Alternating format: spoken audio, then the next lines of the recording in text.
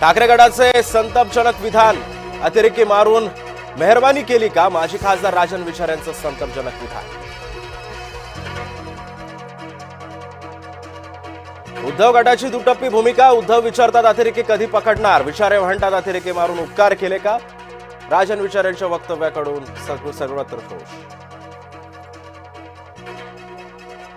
Operation सिंदूरबाबत सरकारची भूमिका मांडणार अमित शहा. राज्यसभेमध्ये आज भारतीय सैन्याच्या शौर्यगाथा सुद्धा मांडणार.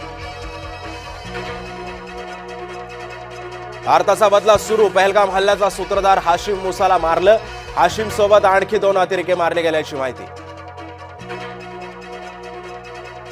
राष्ट्रवादी काँग्रेसच्या आमदारांसाठी खास जेवणाचा बेत, कृषी मंत्री माणिकराव कोकाटे उपस्थित राहणार का? याकडे सध्या सर्वांचंच लक्ष. धारावीकरांना तिथेच घरं द्या, अन्यत्र जाऊ देणार नाही, आदित्य ठाकरेंचा सरकारला इशारा.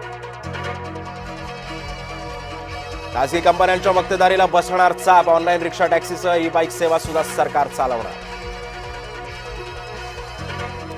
बीडमध्ये पुन्हा गुंडराज, तरुणाला मारहाण, हातात कोयते आणि सत्तूर घेऊन तरुणांची दहशत.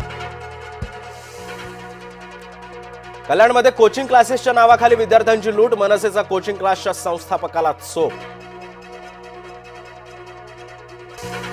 आईकडून पोटच्या 3 अल्पवयीन मुलींची हत्या, मुलींच्या पालनपोषणाचा खर्च न परवडल्यानं पोटच्या मुलींना संपवलं. अमरावती जिल्हा रुग्णालयामध्ये किडनी रॅकेट सुरू असल्याचा संशय, मृत रुग्णाची किडनी काढल्याचा नातेवाईकांचा आरोप.